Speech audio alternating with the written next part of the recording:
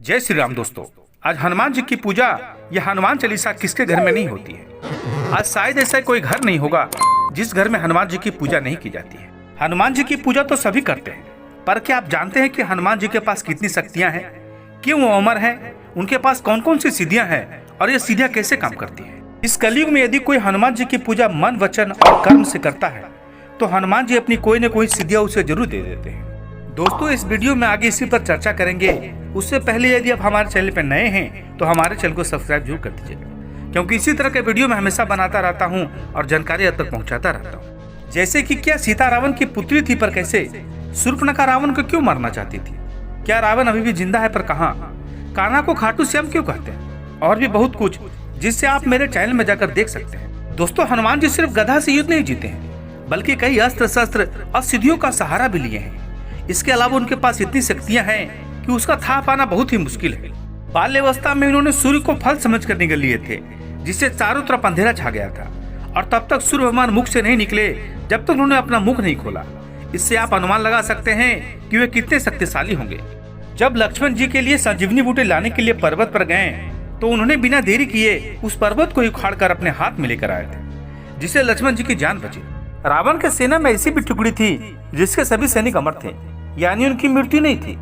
रावण ने उस सेना को हनुमान जी से लड़ने के लिए भेज दिया कि सेना से हनुमान जी बच नहीं पाएंगे। जब अमर सेना आई तो हनुमान जी शांत होकर युद्ध का आरंभ होने का इंतजार करने लगे। इसके बाद हनुमान जी सभी अमर सैनिक को लेकर आकाश में उड़ चले। उड़ते उड़ते हनुमान जी आकाश के उस क्षेत्र में पहुंचे जो पृथ्वी के गुरुत्वाकर्षण क्षेत्र से बाहर था। हनुमान जी उन सभी को वहां छोड़कर चले आए। तब से अमर सैनिक वहीं विचरण कर रहे हैं। हनुमान जी फिर से वापस लौटकर प्रभु श्री राम की सेवा में लग गए कि जैसे कि कुछ हुआ ही नहीं। जब भगवान श्री राम ने हनुमान जी को माता सीता की खोज में भेजा और हनुमान जी लंका में अशोक वाटिका में माता सीता से मिले, उसके उपरांत हनुमान जी ने अशोक वाटिका को तहस नहस करना आरंभ कर दिया। रावण के सारे सैनिक एक एक करके वीर गति को प्राप्त हो गए या तो पराजित होकर भागने लगे। जब रावण को इसकी सूचना मिली तो उसने सबसे पहले अपने सेनापति जाबुली और उसको उपरांत अपने पुत्र अक्षय कुमार को भेजा, परंतु दोनों ही वीर गति को प्राप्त हो गए। अंत में रावण ने अपने पुत्र युवराज इंद्रजीत को अशोक वाटिका में भेजा। जब इंद्रजीत और हनुमान के बीच युद्ध आरंभ हुआ तब इंद्रजीत ने अपनी सारी शक्ति, अपनी सारी माया, अपनी सारी तांत्रिक विद्या, अपने सारे अस्त्र शस्त्र का प्रयोग करके देख लिया, परंतु सब कुछ विफल हो गया। अंत में इंद्रजीत ने हनुमान जी पर ब्रह्मास्त्र का प्रयोग किया। हनुमान जी ने ब्रह्मास्त्र का मान रखने के लिए उसमें बंद जाना स्वीकार कर लिया और उसके उपरांत दोनों रावण के दरबार में चल पड़े। उसके बाद सबको पता है कि हनुमान जी ने रावण को बहुत समझाया, पर रावण समझ नहीं पाया। तब हनुमान जी ने सारी लंका को अपनी पूंछ से जलाकर राख कर दिया। ये तो था हनुमान जी का संक्षिप्त वर्णन। अब बात करते हैं हनुमान जी की 8 सिद्धियों के बारे में, जिसमें पहली सिद्धि है अनीमा। अनीमा सिद्धि के दम पर हनुमान जी कभी भी अति सूक्ष्म रूप धारण कर सकते हैं। इस सिद्धि का प्रयोग हनुमान जी ने समुद्र पार कर लंका पहुंचने के बाद किया था। इस सिद्धि का प्रयोग करके हनुमान जी ने पूरी लंका का निरीक्षण किया और अति सूक्ष्म रूप होने के कारण हनुमान जी के विषय में लंका के लोगों को बिल्कुल पता भी नहीं चला। दूसरी सिद्धि है महिमा। महिमा सिद्धि के द्वारा हनुमान जी अपने शरीर को विशाल बना सकते हैं। इस सिद्धि का प्रयोग हनुमान जी लंका पार करते समय रास्ते में नागों के माता सुरसा को परास्त करने के लिए किया था। इसके अलावा माता सीता को श्री राम के वानर सेना पर विश्वास दिलाने के लिए हनुमान जी ने इस सिद्धि का उपयोग करते हुए स्वयं के रूप को अत्यंत विशाल कर लिया था। तीसरी सिद्धि है गरिमा। इस सिद्धि की मदद से हनुमान जी अपना स्वयं का भार किसी विशाल पर्वत के समान कर लेते हैं।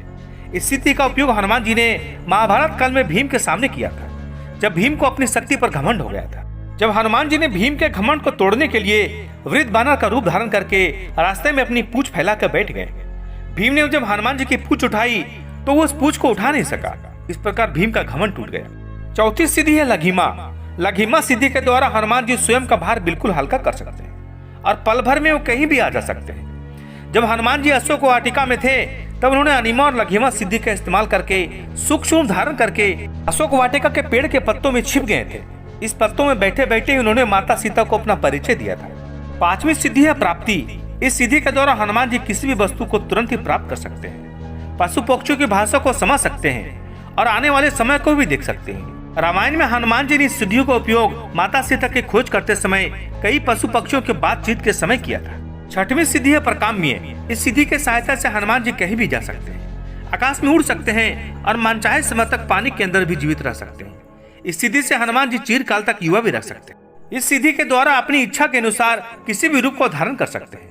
रामचरितमानस में हनुमान जी ने सुग्रीव के कहने पर ब्रह्मांड का रूप धारण करके भगवान राम से भेंट की थी। 7वीं सिद्धि है स्तीव। इस सिद्धि के द्वारा हनुमान जी को कई देवी शक्तियां प्राप्त थी। इस सिद्धि के प्रभाव से हनुमान जी ने पूरी वानर सेना का कुशल नेतृत्व किया था।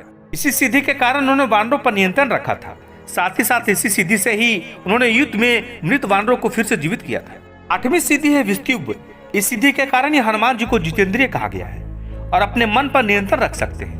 इस सिद्धि के कारण हनुमान जी किसी भी प्राणी को अपने बस में कर सकते हैं। इसी के प्रभाव से हनुमान जी को अतुलित बलधाम कहा गया है। ये रही हनुमान जी की 8 सिद्धियां।